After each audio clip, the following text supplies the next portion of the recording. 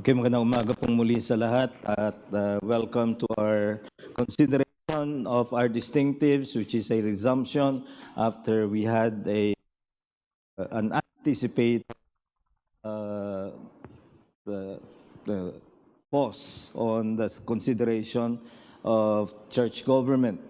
Isa pang bagay because it now coincides with our own church process of consideration for eldership. I will be much more comprehensive than I planned in this section of our study. I intended to just give you the distinctives, but in order to help us also in the process of consideration of our prospective elders, I am going to be more comprehensive now. So just by way of review sa ating pag-aaral ng ating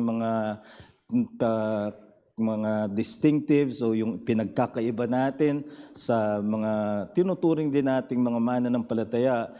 We begin with the widest latitude of orthodoxy. We share orthodoxy even with the Roman Catholics in terms of belief in the Trinity, belief in Christology and other things. But we are evangelical, and in this we are distinct from Roman Catholics because we confess salvation by grace through the gospel of Jesus Christ. But more than just being evangelical, we are reformed. We are committed to the solas of the Reformation, particularly summarized by the doctrines of grace. And then we are Puritan in that we are committed to the Decalogue or the Ten Commandments in the practice of the Christian life and the Puritan version of Christian life and principles.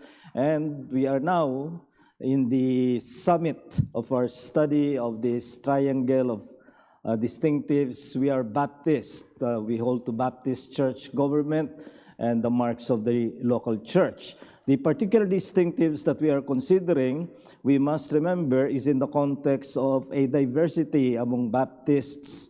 Not all Baptists are evangelicals. There are Baptists who are liberals. Not all Baptists are Reformed. There are Baptists who are Arminian. So there is a diversity among Baptists, but what we are as Grace Baptist Church, in our church, our distinctives can be defined as Reformed Baptist with Puritan identity and commitment. At sa bagay na yan ay apat na haligi ang ating pinag-aaralan. Natapos na natin yung believers baptism by immersion, why we hold to that and not infant baptism. And we are now in the consideration of New Testament church government. Following this, God willing, we will be looking at interdependence and association with like-minded churches. And finally, what we can say as Baptists we have contributed to the world is the notion and practice of liberty of conscience. So narito tayo ngayon sa church government where the question we are asking is, what is the New Testament way of governing the church? And of course, following that is the question, is it imperative? O pwede ba tayong kanya-kanya ng masasabi natin, itong bagay sa iglesia namin, ay hindi ito bagay sa ibang iglesia, kanya bagayan lang kumbaga kung paano ang iyong church government. And of course, we reject the notion that church government is a matter of your own pragmatic decision. Church government is a revealed concept in the New Testament, and Baptists have stood on this over centuries. So we looked at wrong approaches, and I'm going to give a very quick succession of what we have considered as wrong approaches. There is the idea of non-government, yung sinasabi nilang it's free for all as the Spirit prompts. We reject that. Then there is the idea of a centralized and connectional government. Kumbaga ay merong governing body above the churches, and that too is something that we do not find in the New Testament. Then there is the congregational and democratic. Ito naman yung maraming Baptists na ang ginagawa nila lahat ay desisyon ng kongregasyon, at ang kongregasyon ang siyang magpapasya sa halos lahat ng bagay. While there is, as we will see, something of the congregational consent that must be exercised in the church, it cannot be considered fully congregational and democratic. And also, we reject the other excess of pastoral monarchy, that's what I call, which others will call overbearing eldership or pastoral dictatorship. Lumaki ako sa ganyang atmosphere ng church government where everything is the pastor's monopoly, and I've seen the unhealthy, to say the least, effect of pastoral monarchy. Instead of this, we are looking at how the Bible presents church government, starting with the principle of the headship of Christ. Again, quick succession of what this means. Christ is the absolute ruler of His church.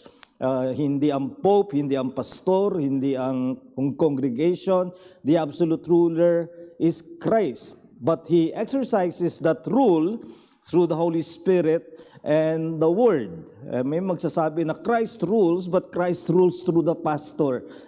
No. Or Christ rules, but Christ rules through the congregation. No. Christ rules through the Holy Spirit and the Word, and no one is above the Word when it is clear on apostolic teaching. Kaya nga sinabi ni Paul, though we or an angel from heaven, imagine that, an angel from heaven should preach to you any other gospel than that which we, the apostles, have preached, let him be accursed or be under anathema. Kaya para sa atin, apostolic authority, or what we call the New Testament, governs what the church or how the church is governed. Now we will consider a second principle, which is now very much in line with our process of consideration for eldership, that there are two offices in the church. Pag sinabi nating office, a consecrated position in the church, revealed in the New Testament and practiced in the New Testament church, and there are only two offices. And in other church governments, more than two offices are in place. For example, in the other forms, they have the pastor who is different from the elder, and then different from teachers, bago yung deacons. So you have four kinds of offices in the church. But in the main key text that identifies particularly the teaching offices, we see this: He gave the apostles, the prophets, the evangelists, and the pastors and teachers. Now, a little exegesis here, you will find that there's that article for apostles, another article for the prophets, and then an article for the evangelists, and one article that joins together pastors and teachers. Now, the effect of that is to bracket the two. They are not two offices, dahil kung two offices siya, nang gagawin ay the pastors and the teachers. But instead, only one article joins the two, which means the two are bracketed together. The pastors are the teachers should be the pastors in terms of office. Hindi natin didinay na meron pang ibang teachers na ginagamit ng Panginoon sa ating iglesia, and we are thankful to the Lord for them, Sunday school teachers and others. But as office, it's only the pastors who are the official teachers of the church. So the pastors, teachers constitute one category, one position. Kaya yan ang office na ating pinag-aaralan at sinusuri ngayon. At yung kaya natin sinabing two offices, mapag-aaralan pa natin ng second office later, but the reason why we have two offices is that both are ruling offices. They have authority granted to them by the fact of their appointment or ordination, and that authority again is circumscribed by the Word of God. So ang foundation offices do not perpetuate. What are the foundation offices? Apostles and prophets are foundation. Kung nagtatayo ka ng building, tatapusin mo muna ang foundation and then you begin the superstructure. Hindi mo itatayo uli ang foundation kapag nasa third floor ka na. Mahirap yun.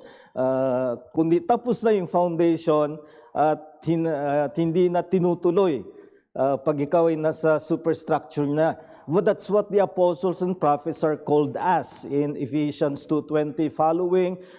The church is founded upon the apostles and prophets. So itinatag sa mga apostol at mga propeta. Now, the evangelists, ang gusto ko lang sabihin dyan, I'm not going to be comprehensive on this. The evangelist is an itinerant office. Hindi siya resident office sa church. An itinerant office that would be equivalent to our missionary. Now, for those who have Bible training, I know the position that some reformers have taken concerning the evangelist as different from the missionary, somewhere in the middle between apostolic and then pastoral. I do not take that position. I believe that the evangelist is an active, ongoing ministry, but he is not resident. He is one sent in order to build and plant churches. Like our missionary Aksay, he would be what we would call an evangelist, or as we prefer to call him now, missionary. Now, the elders and deacons are recognized together as resident rulers. Nang ito ay kilalanin ni Apostol Pablo in 1 Timothy 3, the offices that will have ordination, he simply identified elders or overseers. Old translation ay bishops, but they are just the same as pastors and teachers. And then the second category are deacons. And then when he was giving a thanksgiving letter to the Philippian church, in the very opening verse, he acknowledged that whatever he received as gift via Epaphroditus, it came by the way of who he called elders and deacons. So they were singled out as the two offices in the church. Kaya yan ang ating pag-aaralan na mga offices. Philippians 1:1 says, Paul and Timothy, servants of Christ Jesus, to all the saints in Christ Jesus who are at Philippi with the elders and deacons. So bakit na single out ang elders and deacons? Is because they were the ones who exercised rule in the church by way of the giving of gift to Paul via Epaphroditus. So, yun ang dalawang offices na titingnan natin. And the regular way men are consecrated into office is by ordination. So, sinabi kong regular, there can be some irregular way, but we do not then deny that those who are in the office irregularly are not pastors and teachers. But the regular way is that a church or other churches will combine together to ordain the elder and deacon. And now, ang tingnan natin ngayon sa two offices na ito ay the ruling teaching office is that of the eldership. The term has the literal sense of age kapag ginamit siya literally. But does that mean that we need to look for someone who is senior? No. When it is applied to office, it does not quantify. In fact, Timothy, who exercised some form of eldership in Ephesus, was called by the Apostle Paul a youth. In fact, yung warning niya, do not let anyone despise your youth. So he was a young person. How young, we are not told, and it does not quantify, but it does show that you can be an elder without necessarily being elderly in terms of age. But it does matter in terms of experience. It requires respect of congregation for maturity and experience. So not so much in quantified age, but is the man being consecrated to the office one who has earned the respect of the congregation na dahil sa kanyang maturidad, dahil sa kanyang karanasan. And the apostle or rather a warning here is, do not mistake popularity for leadership. There can be popular people in the church, and sometimes because they are popular, they think they have the gift of leadership.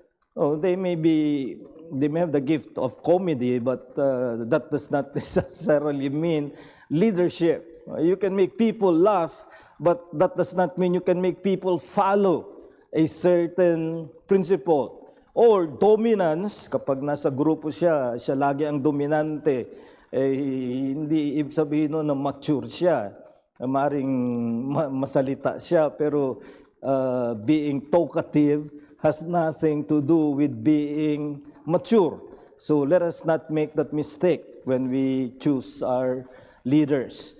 Now, local church eldership, and this is where I will concentrate, must seek plurality with parity. Anong ibig sabihin yan? Plurality, of course, is obvious. It means more than one. So, pag one lang, singular. Plurality means we seek in the church plurality of elders, and when there is a plurality of elders, there is parity. Parity simply means equality. Hindi merong archbishop, kagaya sa ibang sistema, archbishop, under the archbishop is the bishop, and under the bishop are several priests. We do not follow that system. Where there is a leadership of plurality in the church by elders, the elders are of equal authority. So plurality is the norm of the church. Hindi ito option. Ito ay norm. When Apostle Paul was telling Timothy to make complete what was begun in Crete, ang kanyang sinabi in Titus 1 and verse 5 ay to appoint elders in every city. And then, with parity, that means those titles that are used in the New Testament to describe that position of rule, they are all the same, referring to the same position. Elder is the overseer, translated in the old translation as bishop. The elder is the bishop, not bishop in the Catholic sense, but the overseer, and the overseer is the pastor. You see these words amalgamated together in various passages. For example, in Acts, Paul called the elders of Ephesus, sabi ng verse 17. At sinabi niya dito sa mga elders ng Ephesus, you had been appointed shepherds, which is poimen, pastors, and overseers. So all those three terms are applied to the same position. And then later, Peter would address the elders and called himself also an elder. And what do elders do? Shepherd the flock of God. So, pastor, the flock of God. So, hindi pinag-iiba yung elder, overseer, pastor na ginagawa sa ibang sistema. While we seek plurality, we know that there are many situations, especially in places where there is a dearth of laborers. Hindi ibig sabihin na a singularity of eldership is a sinful condition. Magiging sinful if they refuse when the opportunity is there. Ayaw nila. At may mga ganyang churches na ayaw ng pastor na may co-elder siya. That would be a sinful attitude.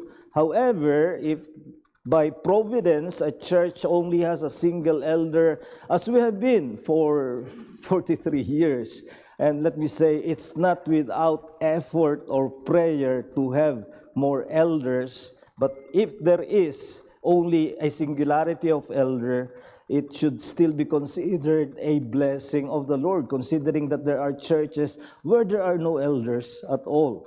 So ito'y kumikilala lamang na may kakulangan pa sa mga manggagawa ng Panginoon. Ito naman ang sinabi ng Panginoong Hesus, Matthew 9:37, when he saw the great multitude, he said, the harvest is plenteous, but the laborers are few. Pray to the Lord of the harvest that He may send forth laborers into His harvest. So, huwag tayong tumingin sa isang singular elder church na a sinning church. It is not yet a complete church. That's what we can say, and we therefore want it to be completed by a plurality of elders. Now, in a plurality and parity of eldership, itong isang ingatan natin because maraming nagkakamali dito at nagugulo yung plurality and parity when they do not recognize that there remains a diversity. So it must still reflect diversity in the eldership. Iba-ibang mga lalaki yan na may kanya-kanyang lakas, may kanya-kanyang mga bagay na mas may pangangailangan. So the diversity must be recognized, and you see that diversity assumed by the Apostle Paul in 1 Timothy 5:17. Let the elders who rule well be considered worthy of double honor. Now let me first explain. When he said, let the elders who rule well, he does not mean to say that there are elders who do not rule well. That they are bad rulers. You can't be an elder if you're a bad ruler, because that's one of the qualifications in 1 Timothy chapter 3. You're able to rule well. But there are some elders whose gift of leadership will excel that of others. Yan ang sinasabi niyan. So may mga magro-rule well, and they show that they are more gifted in ruling by way of their labor in preaching and teaching. Again, pinapakita na in a plurality of elders, hindi ibig sabihin na lahat yan ay magkakapareho ng kaloob sa pangangaral at pagtuturo. Merong mas mag-excel kaysa sa iba. Ang iba naman mas mag-excel sa ruling kaysa sa preaching and teaching. So that diversity must be recognized. And it says, those who labor in word and doctrine or preaching and teaching are worthy of double honor. Ano ibig sabihin niya rito? Mas igagalang? Hindi. Hindi paggalang ang tinutukoy yan. I-compare natin yan doon sa verse 3 ng 1 Timothy 5. Yun ang context. Sinabi doon, give honor to widows who are widows indeed. Anong ibig sabihin ni Paul? Ang sinasabi niya, material support. Kasi may mga widows na may family naman, sabi ni Paul ay, huwag niyo munang isama sa role ng mga susuportahan ng iglesia kung may family na makapagsusupport para huwag mabigatan ng iglesia. Because ito isang family responsibility muna, not primarily church responsibility. So ang sinasabi niyang honor ay material support. Yung support the widows materially who are really widows. Wala nang ibang makakasuporta sa kanila. Now, if you support widows materially, when it comes to elders, you support double. Now, that's not mathematical. Hindi ka magsasabi kung sinusupport natin ang benevolence budget natin ay this much, then times 2, yun ang para sa... Hindi ganoon.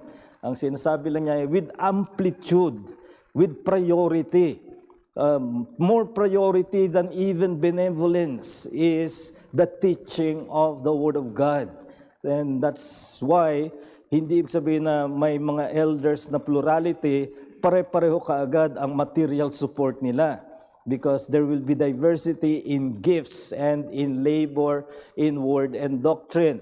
So there may be plurality of elders, but one of them or two may be more fruitful in the word. And the other may be fruitful in ruling and administration. And that should be recognized. There may be diversity in gifts and concentration of ministry. So kung ang gift niya talaga ay sa ruling, ang ministry niya ay doon, yung isa ay ang gift niya more on benevolence at ang ministry niya concentrated on benevolence and compassion, and then others have diversity of, there will also be diversity of graces and maturity. ay maasahan mo yan sa isang plurality of elders. Merong mas mature sa ganitong bagay, merong less mature, and then by way of compensation naman, mature siya sa ganitong area. Ito namang isa ay not that mature. And that's the reason for the plurality of elders is they are meant to be complementary. And that's what we need to recognize. There will be diversity in the allocation of support. Hindi pare-pareho kaagad para magkapantay-pantay, pantay ang kanilang material support or remuneration. No, it's not that way. It's clear in 1 Timothy 5, it's based on labor in the word, because the people are responding to the word with their giving. And then, the combination of plurality and parity requires watchfulness of balance. Dito nagkakaroon ng imbalance sa isang iglesia. One imbalance is where, in the name of diversity, parity is undermined. Pag sinabi ng isa, mas nagpipreach ako, kaya 3 ang boto ko, kayo tig-isa lang. hindi naman mangyayari yan dito sa palagay ko. Pero yun ang point na one may arrogate to himself an authority that is higher than the others just because he is doing more in terms of labor. No, in the name of diversity, you do not make one elder have more authority than others. Or the other way around is in the name of parity, diversity is unrecognized. Sasabihin naman ng iba, ay lahat tayo pantay-pantay. So bawat isa ay same amount of preaching and teaching in a month.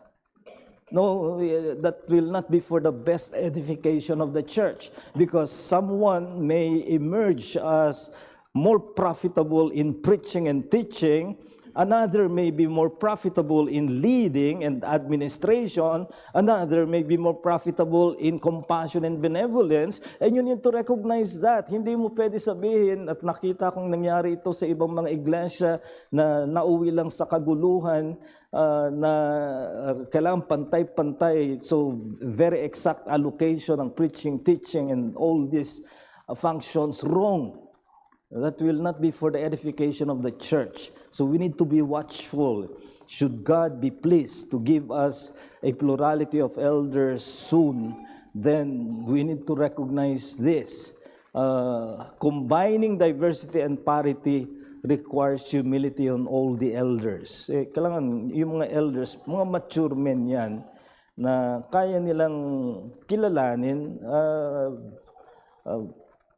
pastor ganito, mas biniyayaan ka sa pangangaral, mas bibigyan ka ng panahon na mangaral. Ikaw naman, pastor, ay sa Sunday school, magaling ka magturo. Ang isa naman sa liderato. So, we need to be watchful, yung mga elders especially, that they need to recognize where someone may emerge excellent than themselves, and that requires really a lot of humility. So let me just, by way of concluding this, what is the significance that God in His design has appointed a ruling teaching office, which is intended to be a plurality of elders? Well, una, remember, it is the gift of Christ from His kingly status as head of the church. Yun ang unang prinsipyo natin, the headship of Christ. Hindi ka maglalagay sa isang lalaki sa pagpapastor dahil lang sa siya'y popular o dahil lang sa siya'y dominante. Ephesians 4:10 and 11 tells us that from His kingly status, it is the exercise of His kingship, He gave to the church some, the apostles, the prophets, who no longer exist but in foundation, then the itinerant ministers, and then for the resident teaching of the church, the pastors and elders. So that means your recognition of these men is out of your recognition that Christ has given them. Now you see, it cuts both ways. Pag ipinagtulakan mong isang hindi ibinibigay ni Kristo, naghihimagsik ka, nagpipilit ka, nagiging idolatrous ka sa tao. Kung tinatanggihan mo ang ibinibigay ni Kristo, naghihimagsik ka rin sa Panginoong Jesucristo. So it cuts both ways, and we need to start with the kingly status of Christ. The second significance, it is a continuing exercise of Christ's prophetic office, especially in the matter of the ministry of the Word. Remember that Christ is still speaking today, but He is speaking through the written Word. But the most powerful display of the written Word is in preaching and teaching in a pastoral way. This is made clear in passages like Ephesians 2:17, where Apostle Paul tells the Ephesians how they were brought near to the covenant, who were once strangers. Ang sabi niya, Christ came and preached to you. Now, when did Christ ever come to Ephesus and preach to them? He never did when He was on earth. So how could it be said that Christ preached in Ephesus? The only answer is as Paul preached. And whenever the word is preached, Christ Himself is ministering in His prophetic office. And then in Romans 10:14, we all know that chain of salvation, how whoever shall call upon the name of the Lord shall be saved. How shall they call on Him of whom they in whom they have not believed? And how shall they believe of whom they have not heard? In fact, the translation should be, how shall they believe in Him whom they have not heard? The one who is heard and then believed in is Christ. But how does that happen? How shall they hear without a preacher? So it's not an audible voice from heaven that Christ is preaching, but through His preachers. Because it follows, how shall they preach unless they are sent? So napakahalagang kilalanin natin ang pagpapala ng Diyos kung merong tapat na pangangaral sa iglesia. And then finally, it is an office of authority in teaching with accountability to God. Wala siyang authority sa buhay mo na pribado. Sabihin niya sa iyo kung anong isusuot mo, maliban na lamang kung ikaw ay maliwanag na obviously na nagkakasala, let's say in immodesty, siyempre papayuhan ka ng pastor na magdagdag ka ng kasuotan, pero other than obvious sins, the pastor is not someone who has the authority of intruding into private lives. Where is the pastor's authority? It's clear in Hebrews 13:7 and 17. In verse 7, it is about those who have ministered the word, past tense. Kilalanin mo pa rin yung mga kinasangkapan dati ng Panginoon. And then verse 17 is present tense. Obey and submit to those who minister the word of God to you, present tense. So past tense and present tense, you recognize how God has used them. So sinasabi ko yung past tense, baka malapit na akong past tense. So magkakaroon ng present tense. Gayunpaman, ang point doon ay you have the authority circumscribed by the word. The pastor has no right to tell you, change your schedule, do this schedule.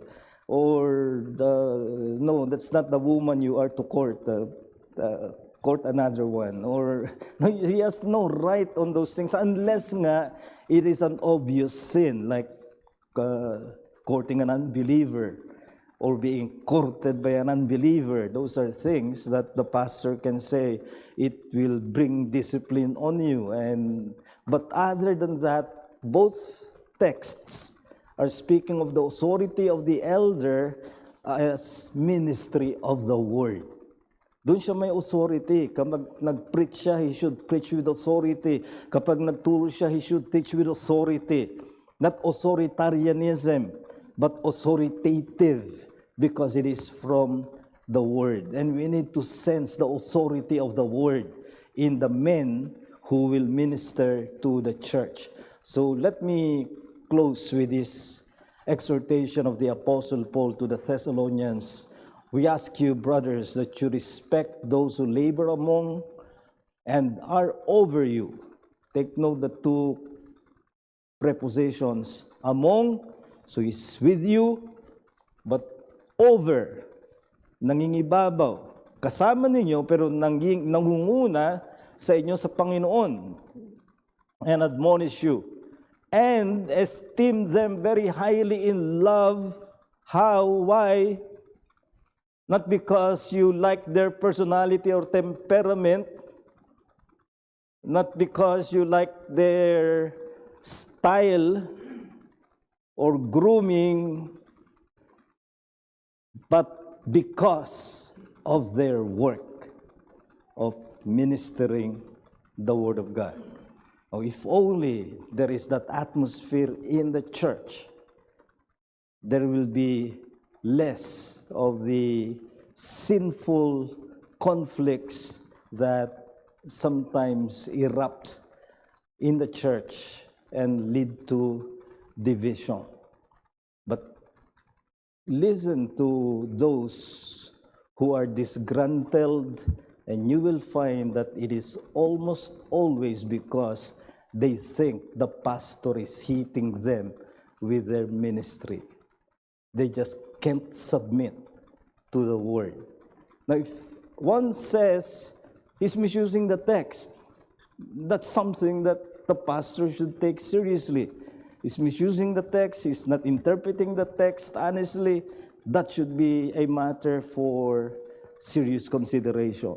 But when people say, I don't like that preaching because it hits so close to my sin, it's rebellion against the God behind the ministry of the word. That's why Paul is appealing.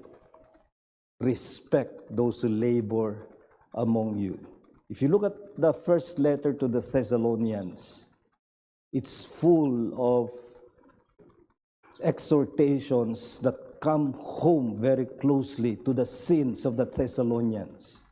Yung mga hindi na nag-work, sinabihan niya talaga na they are doing wrong because they are giving up on their work and on those matters. And towards the end, it is his appeal. So it will be to the good of the soul when someone submits to the preaching of the word that is honest to the text. The moment he's not honest to the text, then rise up and talk to the person concerned. But as long as he is honest to the text and is faithfully and pastorally applying it to the church, then yan ang sinabi ni Paul, respect those who labor among you and are over you in the Lord. So hold the men in teaching office with high regard, but as a balance without idolatry. They are means for us to serve Christ, not to make Christ out of them. So any question, any thought concerning plurality and parity of elders? Brother Johnny. Thank you, Pastor, for the lesson. Pastor, ibang plurality of elders, is it affected by the size of the congregation as well? Because if a church is just starting, let's say with 15 members, and they have 3 possible elders, but they cannot support the 3 possible elders. So, yun ang naisip ko ngayon, is plurality of elders affected by the size of the church as well? It will adjust to the size of the church, of course. In fact, the minimum sa isang church, sinabi ng Matthew 18, where two or three of you are gathered in my name, there am I in the midst of them. And that is a conscious contrast with the synagogue. In the synagogue, the rabbinic law was if there are 10 male adults, the Torah is in their midst. It makes a synagogue. Pero sa church, where two or three are gathered in my name, Christ is in their midst. That is, it becomes a church. So if a church can be two or three people, imagine a three-member church having two elders. Mahirap. may nag-iisang taga-submit. So mag-adjust talaga sa size. Now, given, just to make it applicable to the church, given our size, I think it stands to reason that we do need a plurality of elders. Long ago. And Pastor, another when you mentioned parity, so the practice of having a senior pastor among elders is not biblical. No, it's not biblical unless by senior pastor he means senior in age. Siya yung senior pastor, yung iba hindi pa senior. Pero in terms of authority, there is no senior pastor because that will be equivalent to an archbishop or a bishop in the Catholic sense. So there may be someone who, because of age and experience, the other elders may exercise deference to, but they are not under him in terms of authority. So pag-ibahin natin yung deference, I translate deference. Pagkiling, pagkilala na mas paggalang, pero hindi sila pumapailalim o nagpapasakop sa kanyang mas mataas na otoridad. So we need to distinguish that. Last one, Pastor. Go ahead. Well, in 3 John, there's a mention of Diotrephes. So, kasi when I mentioned the elder is accountable to God, especially teaching. So, Diotrephes, he's not being accountable to the congregation, pero the Apostle John said, when I come, I will sort of make him accountable to what he's doing, excommunicating members without and being unhospitable, those things. So is there also an accountability of the elder outside the church, or similar to what John was saying, Apostle John is saying regarding Diotrephes? Yeah, and that shows the apostolic authority that should govern the church. Here is Apostle John saying, when I come, mukhang nakakita ng justification si Diotrephes na magkaroon ng preeminence in the church. Pero pag dumating na raw ang apostol, ay hindi na niya ito matatanggihan dahil kinikilala ng mga iglesia ang autoridad ng mga apostol. So that's one. But secondly, Apostle Paul gave clear procedure in 1 Timothy chapter 5, beginning verse 19, that even elders are accountable to the congregation, that they can be subject to censure. So, no elder, kaya nga isa sa mga wrong approaches na binanggit natin ay pastoral monarchy. No, we do not believe in any totalitarianism and despotism by pastors in the church. They are accountable to the church, and in the sense that they can have censurable offenses. Jean.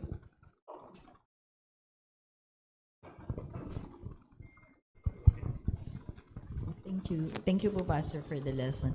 More clarity on the relationship between pastors and teacher in the context of the equivalency that you showed earlier, elder, overseer, pastor.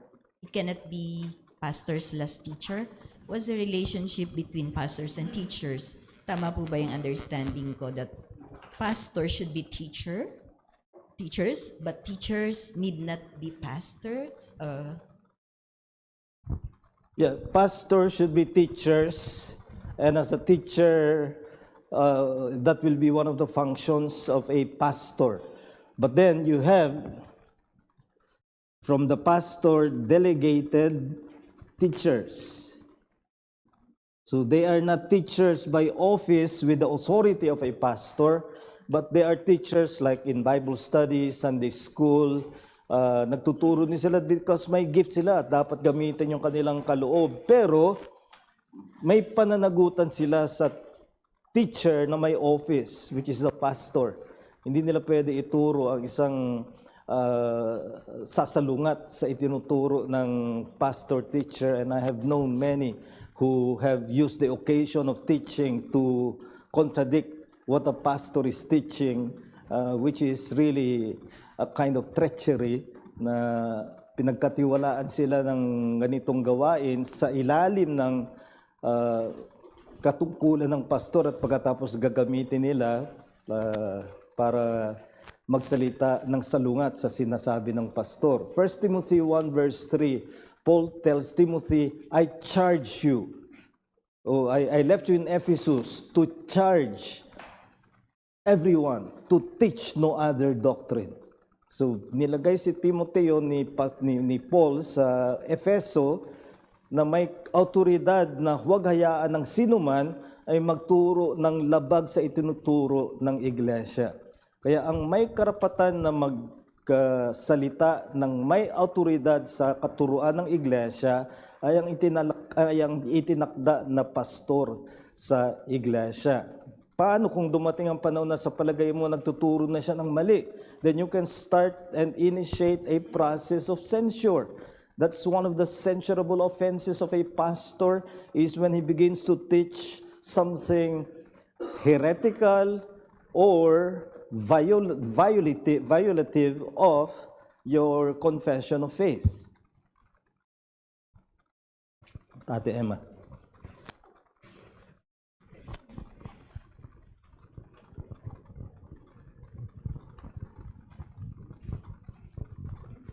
Thank you, Pastor, for the lesson.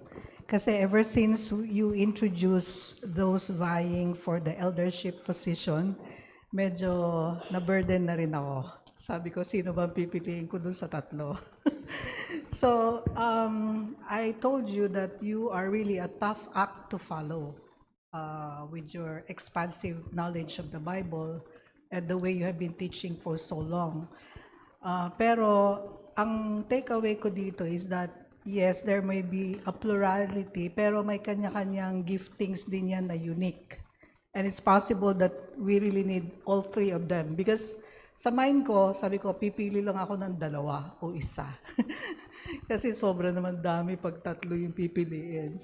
So I was really thinking that way. Pero with this explanation now, na possible na because of medyo sophisticated na yung church, marami ng needs. And I think one of the best legacy that you really leave as the original elder is that you train the men well. You really train the men well na kahit na mawala na pala si pastor, ang gagaling na ng worship leaders, ang gagaling na lahat ng men. And I would have to thank you for that.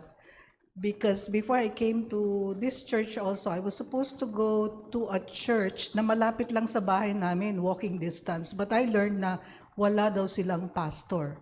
So the men were just taking turns preaching. Sabi ko, mukhang mali yun. No, I don't want to go to that church. So I'm glad I came here. Pero anyway, this is an eye-opener for me na, okay, wag masyadong limited yung utak mo. You don't need to limit your choices. Baka kailangan silang tatlo. So, siguro, what I'm saying is I can now train my mind to think na ano nga ba yung needs ng church? At ito bang tao na to kailangan for that because you said these are people who actually were chosen by God already. Alok na. So, kung ni-refuse mo yung inalok na, you're also sinning against God.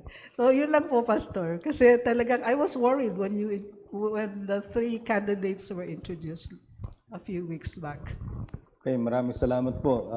Una, yung pinisintang tatlo ay Hindi po yun multiple choice na mamili ka sa I am presenting the three because I am of the conviction, and I'm saying this as a member, not as a rule of a pastor, but as a member with the conviction that the three complement each other, which is what we were saying kanina, na where one may be strong and the other not that strong, then the strength of one will complement the other, which in fact is the genius of the plurality of elders, is complementarity. That's the beauty of it. Something I must say I was denied for 43 years, and I felt the deprivation of that. So I do not glory in the thought of having been a singular elder for 43 years. I missed out on the genius of plurality of elders. But as I've said, not for lack of trying or praying. So the three are presented as a package in the sense that I see in them complementarity, so that they may become good elders in the church. And as dun sa sinabi niyong masyadong marami, baka hindi ma-support, we also said in our last meeting, God has given us the foresight to prepare for it years and years ago, and we have accumulated enough funds as the Lord has blessed to be able to support them. Minding, yung sinabi kaninang, hindi naman ibig sabihin pantay-pantay ang support ng mga kikilalaning mga elders, kundi based on the labor of the word. And I think we have enough funds which at least can support them for 3 or 4 years. 2 years. Pero magkakaloob ang Panginoon kapag siya'y nagbigay, ang Panginoong Jesucristo ay nagbigay, ibibigay din niya ang means para matustusan ang iglesia. Tita Te. Kasi ito tinatawag na church government. Medyo ako pag sinabing government. Sa church government, I think it's different from governing the nation in a political sense. Ang aking tanong, merong mga Bible verses that supports the installing of elders and everything. Meron ba sa Bible nakasulat din yung monitoring? Kasi ang monitoring should be in the government. Sino sa mga tao ang in-install o hindi in-install na pwedeng mag-monitor ng performance, ng authority, ng responsibility ng mga elders na in-install? Yun lang, yung monitoring, kasi dun yata nagkakaroon ng problema pag at yung tinatawag na corruption. Kasi pag yung medyo maganda yung mga sinasabi tungkol sa you don't do anything but just accept what the elders is doing or pero yung monitoring mukha yatang wala akong narinig. Salamat. Kasama po yun sa giving respect and submission. That includes the idea of seeing in the men in the ministry those who deserve continuing respect and submission. And that will include monitoring. But we do not subscribe to monitoring in the sense of a police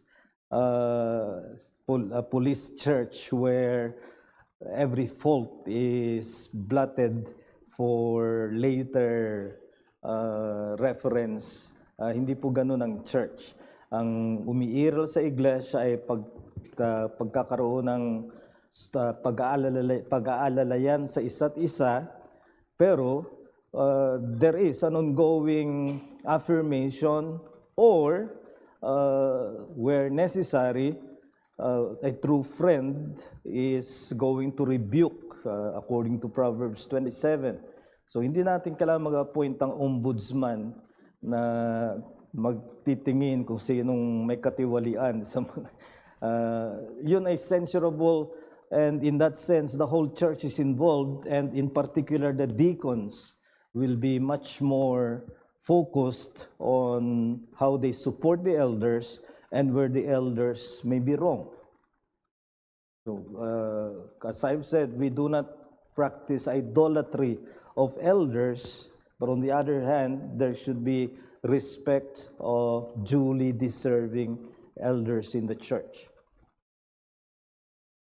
Tina.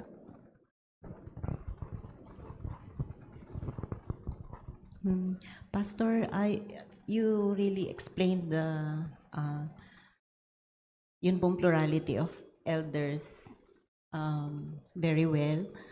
Pero yun din pong sa charge po ni Paul kay Timothy, doon po sa isa po din na mga verses na nabanggit niyo, yung pong sa 1 Timothy 5:21.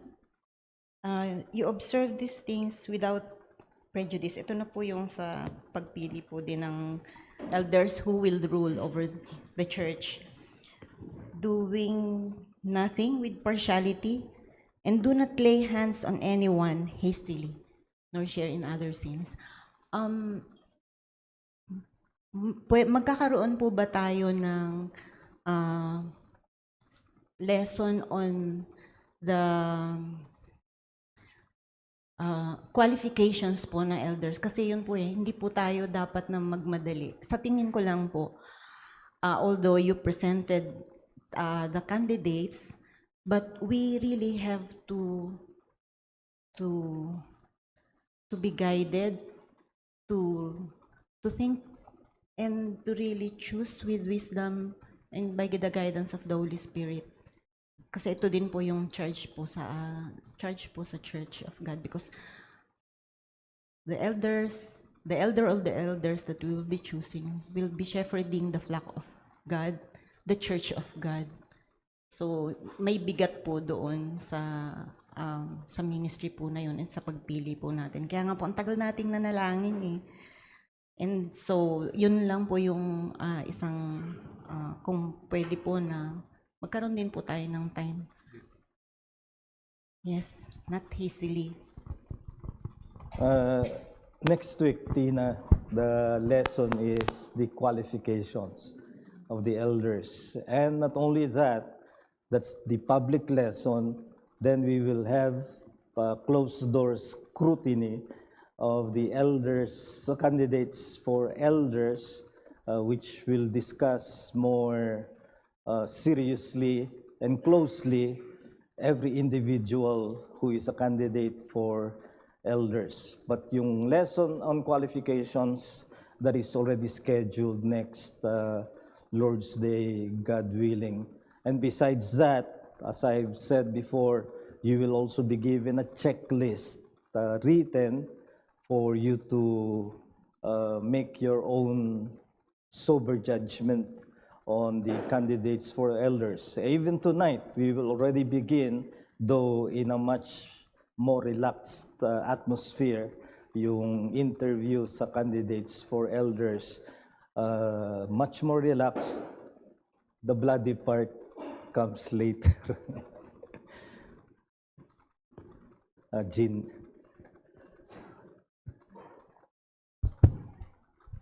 So thank you for explaining that the evangelist then is equivalent now to the missionary. In the overall structure, where is the missionary in the overall structure of the church? Well, he is not a resident officer in one local church. Like the Apostle Paul, who was the first pattern of mission we have in the New Testament, he went from place to place, planting churches, then appointing elders, then moving on. And that's what a missionary is. He can stay in the place through the process of church planting.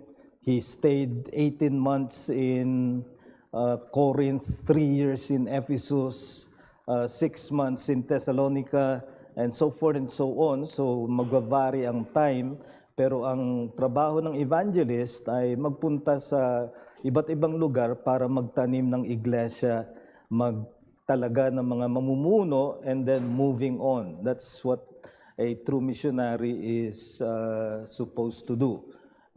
Yun ang naniniwala akong equivalent ng evangelist ngayon. As I've said, there are other reform views of a different sort, but that is the view that is upheld here.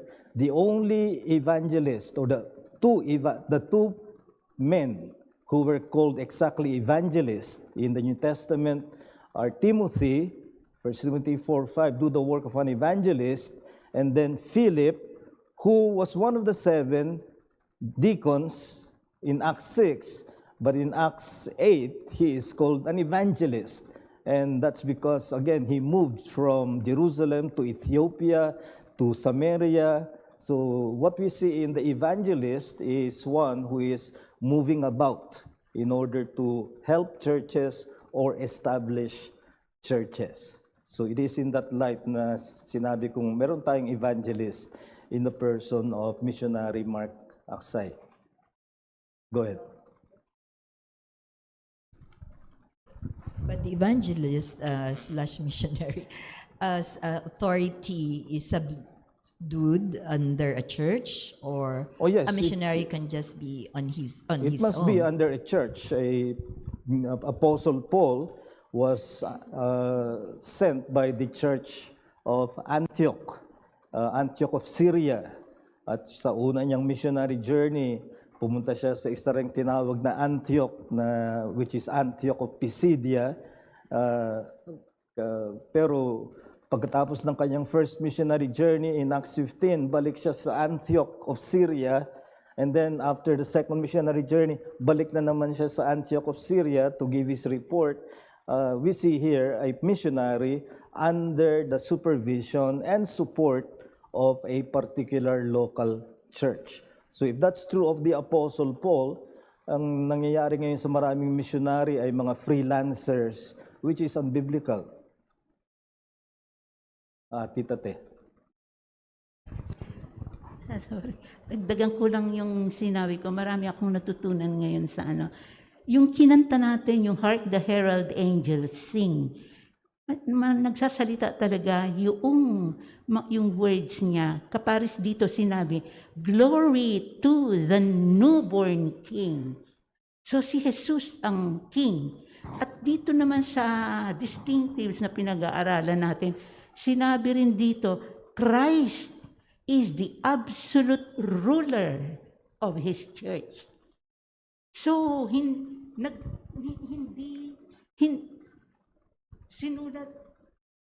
sinulat siya sa ibang panahon, pero nagtutugma.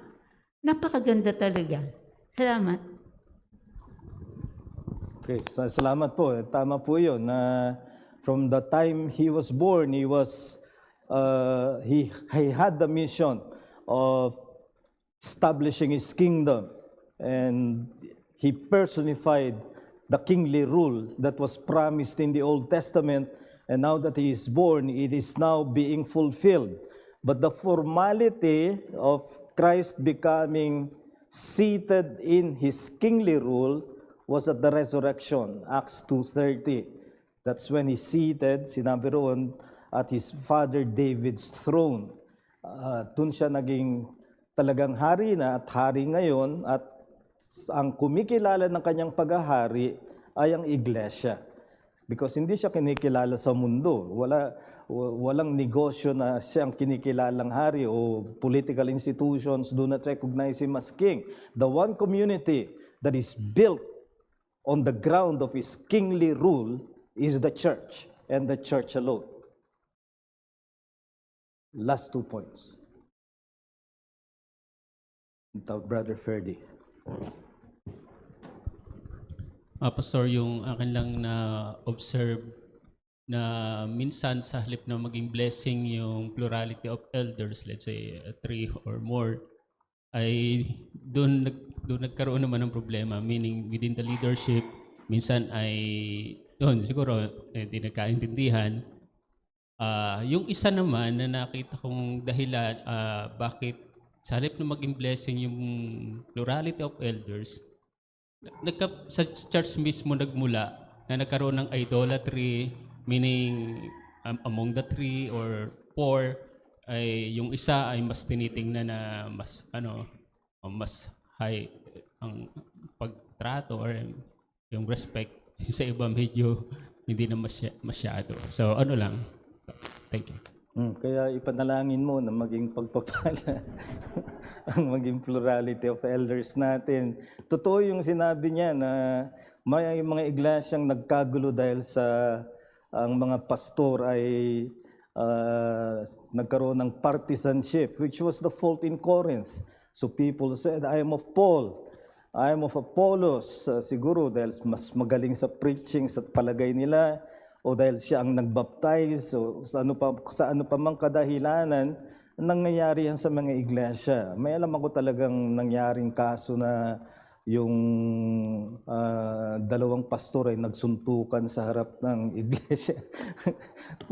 paano mo igagalang yung ganong mga pastor na sila ang nagpapatisod sa mga miyembro? Kaya ang panalangin natin ay magkaroon tayo ng mga pastor na may biyaya ng kababaang loob, because I did not have that challenge as much, which is to my deprivation. But when you have a plurality of elders, there will be the challenge. And that is one of the reasons I said when we have a plurality of elders, I will find the necessity to be decreasing, because I know my sinfulness. 43 years have built in me the tendency I know to take charge, and I do not want to impose that on the new elders if God should grant us.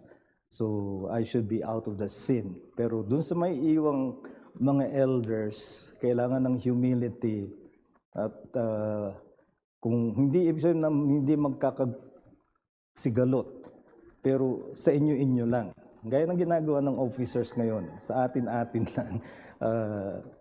So, ganun din sa elders lalo. Kung magkaroon man ng disagreement, inyo lang muna bago at huwag ilalabas sa iglesia para magkaisa.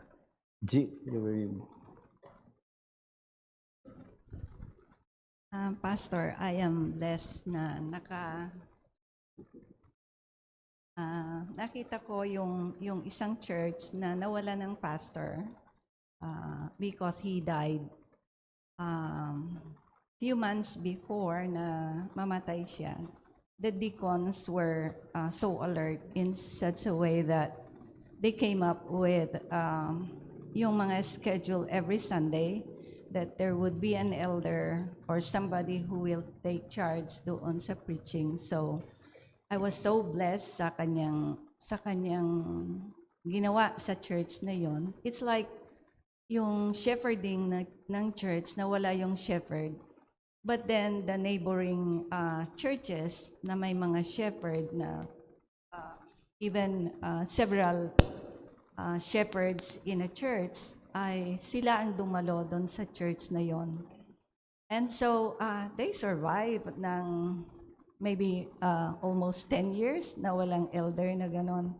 So parang na-amaze ako how God worked things for them. But then there came a time na parang napagod na rin siguro yung mga ibang shepherds sa ibang churches. And they had to scold the church na, you are looking for somebody who is like your pastor. So sana hindi mangyari dito sa GBC na we would still be looking for somebody na nag-lead ng church for 40 years or more na ano. And then we would be looking down on whoever na maging elder dito. But then, another question, Pastor, do we have to gauge the godliness of yung i-elect na mga elders and even their families? Well, una, doon sa binanggit mong elder na namatay, pero na-arrange na niya yung mga scheduling.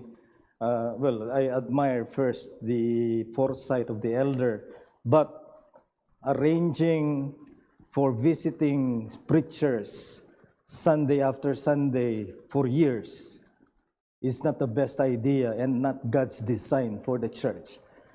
God's design is for a shepherd.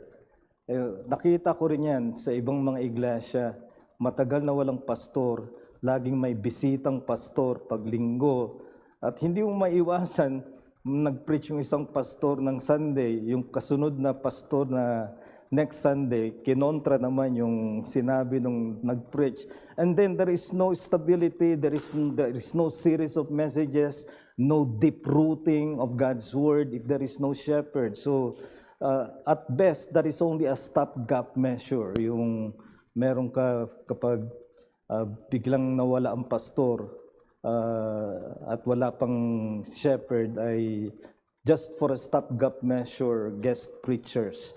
As to comparing dun sa dating elder, that's the point ng Hebrews 13:7, which is about the past elders. Verse 17 is about the new elders, and it would seem that the writer is aware that the submission to the new elders would take some more challenge, because he tells the readers na hindi niya sinabi sa verse 7, so that his rule may not be burdensome. Ibig sabihin, madaling maging burden sa mga new elders ang submission ng members because of the past, and that should be what the new church should be, the new eldership should prepare for as a challenge, and for the members to overcome as a resistance. Should the godliness of the elders be measured and evaluated? Definitely. We want someone who is godly in character. In fact, next week we will look at the qualifications, and only one qualification has to do with gift. Everything else has to do with graces. Gifts, graces and character. So yun ang mas dapat nating diinan. Kasama ba ang family? Only in so far as submission to the elder is concerned. Huwag tayo mag-impose ng qualifications na hindi nilagay ng salita ng Diyos. May mga gustong the pastor's wife should play the piano. Maganda kung kaya niya, pero hindi iyon binigay na requirement. Ang requirement lang ay sa pastor na kaya niyang pasakupin ang kanyang sangbahayan para mapangunahan niya ang iglesia. So let us be careful. Yes, the family is involved, but not involved in such a way that you impose qualifications that the Bible does not make. And more of that next Lord's Day. Let us close in prayer. Dakila naming Diyos, sa aming mahabaging Ama, muli kay nagpapasalamat kami na napagkukunan namin ng iyong salita ng mga kaisipan para sa isang mahalagang sangkap ng pagiging iglesia, ang magkaroon ng mga tagapanguna, mga elders, pastors, overseers, who are also teachers. And grant, O Lord, that you may prepare this church in the consideration of our candidates for elders, that we may see in them all these functions that they are capable of doing, recognizing that it is your plan and design for the church to have a plurality of elders, a plurality that has parity, and that will entail for the elders to exercise watchfulness and humility in recognizing the diversity while maintaining the parity. May you be with this church in this process, and we ask, O Lord, that we may recognize the wisdom behind it in the kingly rule of the Lord Jesus Christ, giving the men who will be pastors and teachers of the church. And may we be sensitive to the gift of Christ, and in the process, continue to grow as a church and as a community of the people of God. We pray all these things in the name of our Lord and Savior, Jesus Christ. Amen.